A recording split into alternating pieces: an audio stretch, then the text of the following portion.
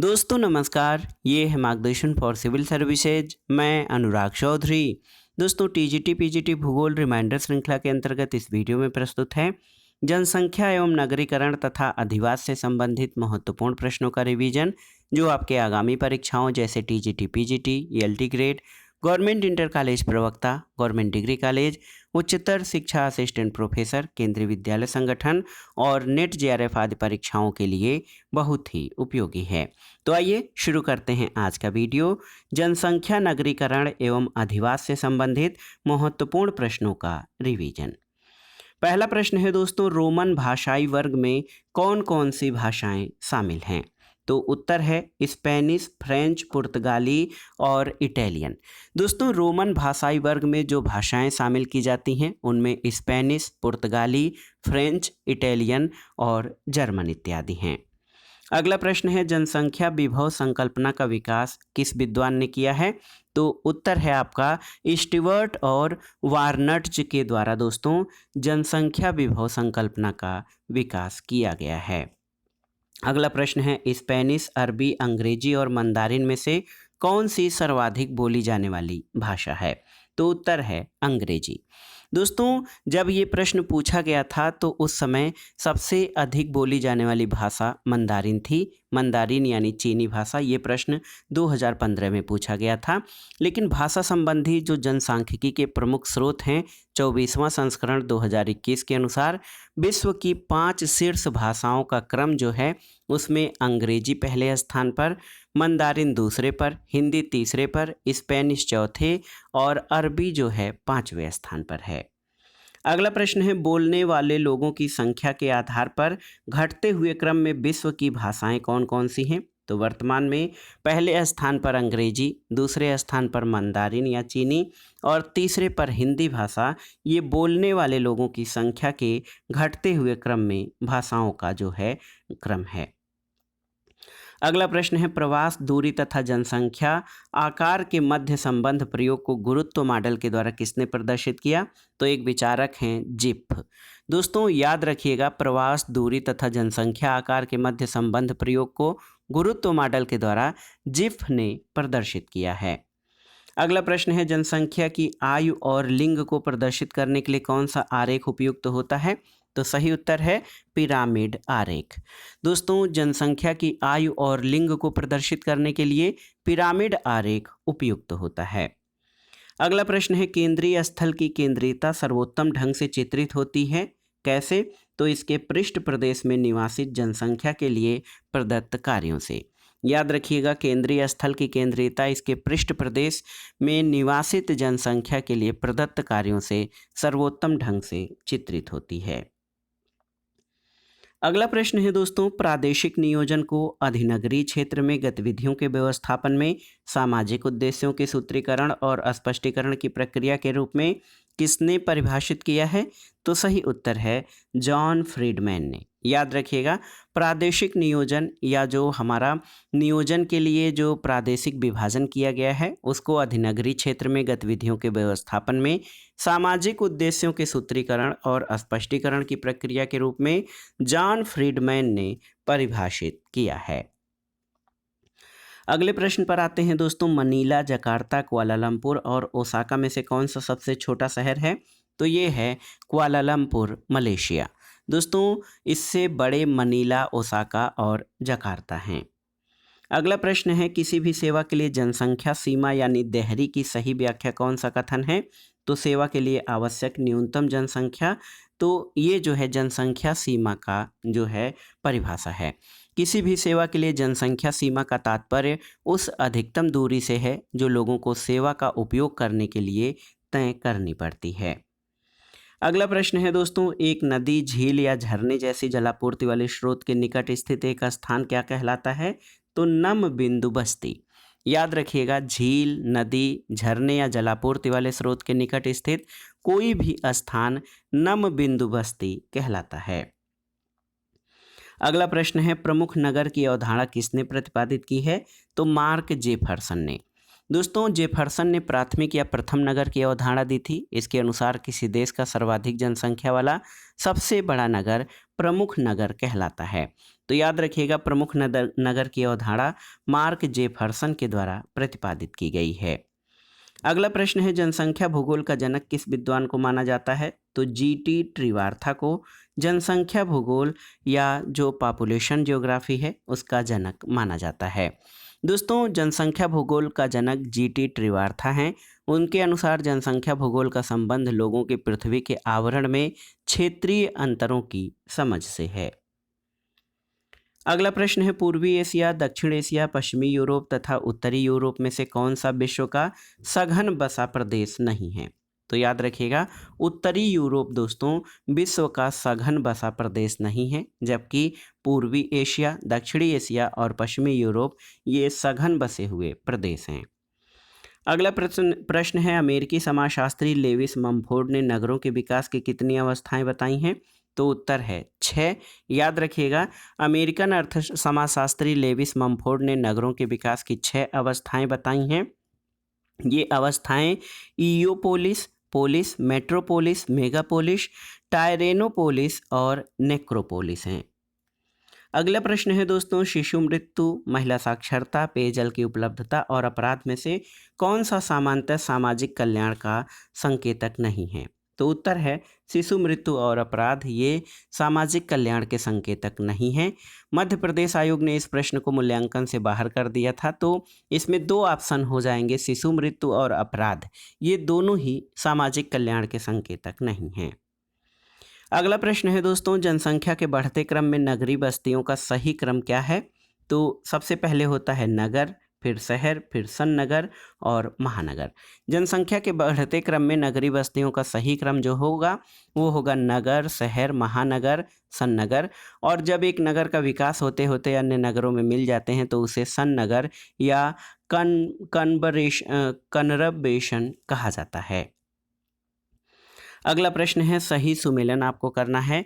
प्राथमिक नगर की संकल्पना जेफरसन के द्वारा, मेगापोलिस गाटमैन, सीबीडी कोल्बी के द्वारा और कोटि आकार सिद्धांत का प्रतिपादन जिफ के द्वारा किया गया है। तो एक बार फिर से प्राथमिक नगर ये जेफरसन, मेगापोलिस गाटमैन, सीबीडी कोल्बी और कोटि आकार सिद्धांत इसका प्रतिपादन जिफ के द्वारा किया गया है। अगला प्रश्न भी सही सुमेलन है। देखिए संकेंद्रीय वलय सिद्धांत इसका प्रतिपादन बर्गेस ने, खंडीय सिद्धांत होमर डायट ने, बहुनाभिकीय सिद्धांत सीडी हेरिस और उलमेन ने और संयुक्त या फ्यूज्ड वृद्धि ये गैरिसन के द्वारा प्रतिपादित है। अगला प्रश्न भी सही सुमेलन करना है। अमलैंड ये एंड्री एलेक्स के द्वारा, हिंटरलैंड एफ.एच. ग्रीन के द्वारा, नगर प्रदेश R.I. डिकिंसन और अर्बन फील्ड जे फ्रीडमैन जे मिलर के द्वारा प्रतिपादित किया गया था। और दोस्तों R.M. नार्डम ने अर्बन जियोग्राफी नामक पुस्तक लिखी है। अगले प्रश्न पर आते हैं कि कौन सा एक प्राकृतिक जनसंख्या वृद्धि को ज्ञात करने के लिए सही है? तो जन्म दर और मृत्यु दर का अंतर ये प्राकृतिक जनसंख्या वृद्धि को ज्ञात करने के लिए सही है। दोस्तों जनसंख्या में प्राकृतिक वृद्धि का तात्पर्य किसी क्षेत्र विशेष में 2 समय अंतरालों में जन्म और मृत्यु दर में बढ़ने वाली मृत्यु के अंतर से बढ़ने वाली जनसंख्या से है। अगला प्रश्न है 45 डिग्री उत्तरी, 50 डिग्री उत्तरी, 55 डिग्री उत्तरी और 40 डिग्री उत्तरी में से कौन सा अक्षांश यूरोपियन जनसंख्या की धुरी कहलाता है? तो ये है 50 डिग्री उत्तरी अक्षांश। दोस्तों 50 डिग्री उत्तरी अक्षांश यूरोपियन जनसंख्या की धुरी कहलाता है। इसका कारण ये है कि यूरोप में जनसंख्या की सघनता 40 डिग्री उत्तरी अक्षांश और 60 डिग्री उत्तरी अक्षांश के मध्य है और सर्वाधिक सघनता 50 डिग्री उत्तरी अक्षांश के निकटवर्ती क्षेत्रों में पाई जाती है। अगला प्रश्न है नगर गांव से किस संदर्भ में भिन्न है? तो कार्य के संदर्भ में भिन्न है, क्योंकि आप जानते हैं गांव में कार्य मुक्त कृषि जबकि नगरों में उद्योग या तृतीय क्षेत्र के कार्य होते हैं। अगला प्रश्न है नगर प्रभाव क्षेत्र के लिए अलगाव बिंदु सिद्धांत किसने प्रतिपादित किया है? तो पी.डी. कन्वर्स ने। दोस्तों नगर प्रभाव क्षेत्र के लिए अलगाव बिंदु या द्विविभाजक बिंदु सिद्धांत का प्रतिपादन पी.डी. कन्वर्स के द्वारा 1949 में किया गया। यह रैली के फुटकर गुरुत्वाकर्षण मॉडल का संशोधित रूप है और आप जान लीजिए कि पी.डी. कन्वर्स ने नगर प्रभाव क्षेत्र के लिए अलगाव बिंदु या द्विविभाजक बिंदु सिद्धांत प्रतिपादित किया है। अगला प्रश्न है बाजार सिद्धांत, यातायात सिद्धांत, संकेंद्रिता वलय सिद्धांत और प्रशासनिक सिद्धांत में से केंद्रीय स्थानों के कार्य प्रकार और उनके वितरण पर कौन सा सिद्धांत प्रभावी नहीं है? तो सही उत्तर है संकेंद्रिता वलय सिद्धांत। दोस्तों, केंद्रीय स्थानों के कार्य प्रकार और उनके वितरण पर संकेंद्रिता वलय सिद्धांत प्रभावी नहीं है। ये सिद्धांत अमेरिकी समाजशास्त्री बर्गेस ने प्रतिपादित किया, जो शिकागो नगर के अध्ययन पर आधारित था। अगला प्रश्न है नगर नियोजन की बारोक प्रणाली किससे संबंधित है? तो ये पुनर्जागरण काल से संबंधित है। नगर नियोजन की बारोक प्रणाली, दोस्तों, इसका विकास यूरोप में हुआ था और इसकी शुरुआत रोम में हुई थी और वहाँ से फ्रांस, इटली, स्पेन, पुर्तगाल आदि क्षेत्रों में इसका विकास हुआ था। अगला प्रश्न है विश्व जनसंख्या वितरण को प्रभावित करने वाले प्रमुख कारक कौन से हैं? तो याद रखिएगा, कृषि योग्य भूमि, जल की उपलब्धता, सभ्यता की अवस्था, कई स्थानों की सुलभता और राष्ट्रीय सीमाओं के अवरोध ये विश्व जनसंख्या वितरण को प्रभावित करने वाले प्रमुख कारक हैं। अगला प्रश्न है कृषि उत्पादन, परिवार नियोजन, औद्योगिक विकास में किसके द्वारा जनाधिक्य की समस्या का समाधान हो सकता है? तो सही उत्तर है उपर्युक्त सभी से। दोस्तों, जनाधिक्य या बढ़ी हुई जनसंख्या की समस्याओं का समाधान कृषि उत्पादन में बढ़ोतरी, परिवार नियोजन के द्वारा और औद्योगिक विकास से उनकी आवश्यकताओं की पूर्ति के द्वारा किया जा सकता है। अगला प्रश्न है जनसंख्या संक्रमण की अवस्थाओं का सही क्रम क्या है? तो उच्च अचल, द्रुत वृद्धि, विलंबित वृद्धि और निम्न अचल ये जनसंख्या संक्रमण की अवस्थाओं का सही क्रम है। अगला है जी के जिफ ने कोटि आकार संबंधी सूत्र प्रतिपादित किया है। तो Pn is equal to P1/n। तो Pn प्रदेश के 90वें रैंक के नगर की जनसंख्या, P1 प्रदेश के बृहत्तम नगर की जनसंख्या और n नगरों के अवरोही क्रम में रैंक है और इसी फार्मूले से जो है कोटि आकार संबंधी सूत्र बनाया जा सकता है। अगला प्रश्न है समावेशी पदानुक्रम सिद्धांत, संकेंद्री वलय सिद्धांत, खंडीय सिद्धांत और बहुनाभिकीय सिद्धांत में से कौन नगरीय संरचना और संरचनात्मकता विकास मॉडल नहीं है? तो सही उत्तर है समावेशी पदानुक्रम सिद्धांत, ये संरचनात्मक विकास मॉडल नहीं है। अगला प्रश्न है नगरीय आंतरिक संरचना से संबंधित खंड स्तर सिद्धांत प्रतिपादित किया गया था किसके द्वारा? तो होमर हायट के द्वारा नगरीय आंतरिक संरचना से संबंधित खंड स्तर सिद्धांत प्रतिपादित किया गया था। अगला प्रश्न है सर्वप्रथम किसने नगरीय आकार और उनके मध्य कोटि का प्रक्षेपण किया और उसके काफ़ी समय बाद जी के जिफ ने इस अवधारणा को औपचारिक रूप दिया? तो ये है ऑरबैक। याद रखिएगा, ऑरबैक ने नगरीय आकार और उसके मध्य कोटि का परीक्षण किया और उसके काफ़ी समय बाद जी के जिफ ने इस अवधारणा को औपचारिक रूप दिया था। जनसंख्या नगरीकरण के बाद आइए अधिवास से संबंधित महत्वपूर्ण प्रश्नों को देखते हैं। पहला प्रश्न है डिमांजिया ने मकानों का वर्गीकरण किस आधार पर किया है? तो सही उत्तर है कार्यों के आधार पर। दोस्तों, डिमांजिया ने मकानों का वर्गीकरण कार्यों के आधार पर किया है। उन्होंने ग्रामीण बस्ती भूगोल और बस्ती भूगोल पर विशेष ध्यान दिया है। अगला प्रश्न है रूस के ग्रामीण अधिवास सामूहिक फार्म को क्या कहते हैं? तो कोल खोज। बहुत ही महत्वपूर्ण है। देखिए, थोड़ा सा नया नाम है, अलग हटके है। रूस के ग्रामीण अधिवास या सामूहिक फार्म को सोव खोज कहा जाता है और ये दोस्तों आप जान लीजिए कि सोवियत संघ में राज्य द्वारा संचालित कृषि फार्म थे जो औद्योगिक सिद्धांतों के अनुरूप विशेषीकृत बृहद उत्पादन के लिए केंद्रित थे। तो कोल खोज या सोव खोज, याद रखिएगा, सोव खोज ऐसे कर लीजिए। सोव खोज जो है रूस के ग्रामीण अधिवास या सामूहिक फार्म को कहते हैं। अगला प्रश्न है किस प्रकार के अधिवास का विकास सड़क, नदी या नहर के दोनों किनारों पर होता है? तो उत्तर है रेखाकार। दोस्तों, आप जान लीजिए कि जो रेखाकार लीनियर अधिवास का विकास ये सड़क, नदी या नहर के दोनों किनारों पर होता है। क्रॉस के आकार के अधिवास का विकास ऐसे स्थानों पर होता है जहां सड़कें प्राय एक दूसरे को क्रॉस करती हैं। अगला प्रश्न है परंपरागत अधिवास को कामपुंग के नाम से जाना जाता है कहाँ पर? तो सही उत्तर है मलेशिया में। दोस्तों, इस प्रकार के अधिवास ब्रुनेई, इंडोनेशिया आदि देशों में भी पाए जाते हैं, लेकिन कामपुंग मलेशिया में पाया जाने वाला परंपरागत अधिवास है। ये मलेशिया के ग्रामीण क्षेत्रों में पाए जाने वाले मलय समुदाय की पारंपरिक बस्तियां हैं। मलेशिया के ग्रामीण क्षेत्रों में नदियों के तटबंधी क्षेत्रों में इस प्रकार के अधिवास विस्तृत रूप से पाए जाते हैं। यद्यपि इस प्रकार के अधिवास ब्रुनेई, इंडोनेशिया में भी पाए जाते हैं, हमने बताया, लेकिन मलय प्रायद्वीप के ग्रामीण क्षेत्रों में पाई जाने वाली बस्तियां इसका सर्वोत्तम उदाहरण है। अगला प्रश्न है, अनेक परिवहन मार्गों के मिलन स्थल पर किस अधिवास प्रतिरूप का निर्माण होता है? तो ये है तारा आकृति का। अनेक परिवहन मार्गों के मिलन स्थल पर मुख्यतः तारा आकृतिक अधिवास प्रतिरूप का निर्माण होता है और इस प्रकार के प्रतिरूप में कई सड़कें या गलियां किसी केंद्रीय स्थान जैसे जल का स्रोत, व्यावसायिक गतिविधि केंद्र की ओर उन्मुख होती हैं। अगला प्रश्न है, किसी झील के चारों ओर बसा गांव किस प्रतिरूप में आएगा? आपको बताना है। तो सही उत्तर है निहारकीय प्रतिरूप में। जब किसी गोलाकृतिक सार्वजनिक भूमि, झील, तालाब आदि के किनारे गृह बनाए जाते हैं, गलियों या मार्गों की आकृति वृत्ताकार या अंडाकार होती है और इस तरह से संपूर्ण ग्राम की आकृति वृत्ताकार या अंडाकार हो जाती है, तो ऐसे जो है प्रतिरूप को निहारकीय प्रतिरूप कहा जाता है। अगला प्रश्न है, मध्यवर्ती ऑस्ट्रेलिया नील नदी की घाटी उत्तरी पश्चिमी यूरोप में प्रकीर्ण बस्तियां कहाँ पर मिलती हैं? तो मध्यवर्ती ऑस्ट्रेलिया में। याद रखिएगा, मध्यवर्ती ऑस्ट्रेलिया में दोस्तों प्रकीर्ण बस्तियां मिलती हैं। प्रकीर्ण बस्तियों में मकानों के छोटे छोटे समूह होते हैं। ये मकानों के छोटे छोटे समूह परस्पर अलग होते हुए भी सांस्कृतिक और भौगोलिक दृष्टिकोण से परस्पर संबद्ध होते हैं और इस प्रकार अधिवास मध्यवर्ती ऑस्ट्रेलिया में पाए जाते हैं। अगला प्रश्न है, शुष्क जोन, पहाड़ी प्रदेश, डेल्टा क्षेत्र, उच्च मैदानी के भूभागों में कहाँ से नाभिकीय ग्रामीण अधिवास सर्वाधिक सामान्य है? तो उच्च मैदानी भूभागों में।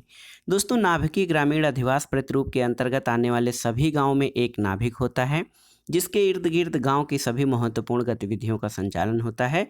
ये स्थल गांव का सबसे महत्वपूर्ण केंद्र बिंदु होता है और ऐसे अधिवास देश के प्रत्येक भाग में मिलते हैं। इन अधिवासों का वितरण समस्त उत्तरी गंगा सिंध के उच्च मैदानी भूभाग में, पंजाब से लेकर पूर्व में पश्चिम बंगाल तक, ओडिशा तट के उच्च मैदानी भाग, छत्तीसगढ़ में महानदी घाटी का उच्च मैदानी क्षेत्र, आंध्र प्रदेश, कर्नाटक आदि के मैदानी क्षेत्रों में मिलता है। अगला प्रश्न है, नदियों के डेल्टाओं के सहारे अधिवास के किस प्रतिरूप का निर्माण होता है? तो ये है पंखा प्रतिरूप।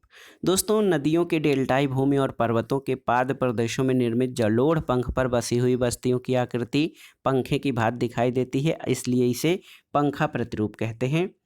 जलोढ़ मैदानों के अधिवासों में देखिए, महत्वपूर्ण प्रश्न है कि जलोढ़ मैदानों के अधिवासों का कौन सा प्रतिरूप मिलता है? तो ये आयताकार प्रतिरूप मिलता है।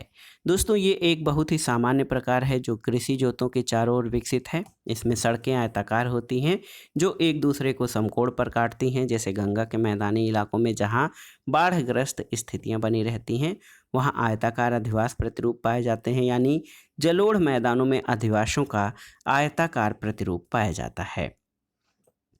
अगला है कथन और कारण से संबंधित है। कथन है कि संहत अधिवास बहुधा विखंडित हो जाता है। कारण है कि जाति प्रथा सामाजिक अलगाव को लागू करती है। तो याद रखिएगा दोस्तों, कथन और कारण दोनों सही हैं और कारण कथन की सही व्याख्या करता है। अगला प्रश्न है, यदि एक अधिवासों के समूह का निकटस्थ पड़ोसी अनुपात 1.74 है तो वितरण का प्रतिरूप क्या होगा? तो ये लगभग समरूप होगा। देखिए, महत्वपूर्ण प्रश्न है कि यदि एक अधिवासों के समूह का निकटस्थ पड़ोसी अनुपात 1.74 है तो वितरण का प्रतिरूप लगभग समरूप होगा और निकटतम पड़ोसी अनुपात 0 होने पर पूर्णतया संहत यानी पूर्ण केंद्रित, 1 होने पर यादृच्छिक, 2.15 होने पर पूर्ण समरूप वितरण दर्शाता है। अगला प्रश्न है दोस्तों, अर्ध सघन, सघन, पूर्वा तथा अर्ध छिटपुट अधिवास प्रकारों में से किसकी विशेषता सांस्कृतिक समरसता और एकता है? तो सही उत्तर है पूर्वा की। आप जान लीजिए, जो पूर्वा होता है दोस्तों, ये इसकी विशेषता सांस्कृतिक समरसता और एकता है। अगला प्रश्न है, जैविक अनुक्रम की प्रावस्थाओं का सही क्रम क्या है? तो आप जान लीजिए दोस्तों, जैविक अनुक्रम की प्रावस्थाओं का सही क्रम सबसे पहले नगरीकरण, फिर प्रवास, फिर आस्थापन, प्रतिक्रिया और स्थिरीकरण। याद रखिएगा कि जैविक अनुक्रम की प्रावस्थाओं का सही क्रम नगरीकरण, प्रवास, आस्थापन, प्रतिक्रिया और स्थिरीकरण है। अगला प्रश्न है दोस्तों, सघन सन्निवेश या बसाव पाया जाता है कहाँ पर? तो जलोढ़ मैदानों में। दोस्तों, सघन अधिवास के अंतर्गत उन ग्रामीण अधिवासों को शामिल किया जाता है जो पास पास स्थित कई घरों का समूह होता है जिनका आधार प्रकीर्ण अधिवास की तुलना में बड़ा होता है। और जलोढ़ मैदान के क्षेत्र में सघन सन्निवेश या बसाव भारत में पाया जाता है और इन जलोढ़ मैदानों का निर्माण नदियों द्वारा लाई गई उपजाऊ मिट्टियों से होता है। जल की उपलब्धता और भूमि की उर्वरता के कारण नदी घाटियों के पास अधिवासों का विकास हुआ है। अगला प्रश्न है दोस्तों, सड़क के किनारे स्थित अधिवास का प्रतिरूप क्या होगा? तो सड़कों के किनारे जो अधिवास होता है उसका रेखीय प्रतिरूप होता है। और आप देखिए, धार्मिक, सांस्कृतिक, राजनीतिक, आर्थिक कारक में से कौन सा अधिवासों की स्थापना में महत्वपूर्ण रहे हैं? तो ये सभी कारक दोस्तों, धार्मिक कारक हों या सांस्कृतिक, राजनीतिक या आर्थिक कारक, ये अधिवासों की स्थापना में सभी कारक महत्वपूर्ण रहे हैं। अगला प्रश्न है, सड़कें आयताकार वाली, सड़क और रेलवे लाइन के किनारे, झीलों के किनारे कृषि गांव में से कौन सी ग्रामीण बस्ती वृत्तीय आकार के रूप में जानी जाती है? तो झीलों के किनारे विकसित ग्रामीण बस्ती को वृत्तीय आकार के रूप में माना जाता है। तो दोस्तों, ये था आज का वीडियो।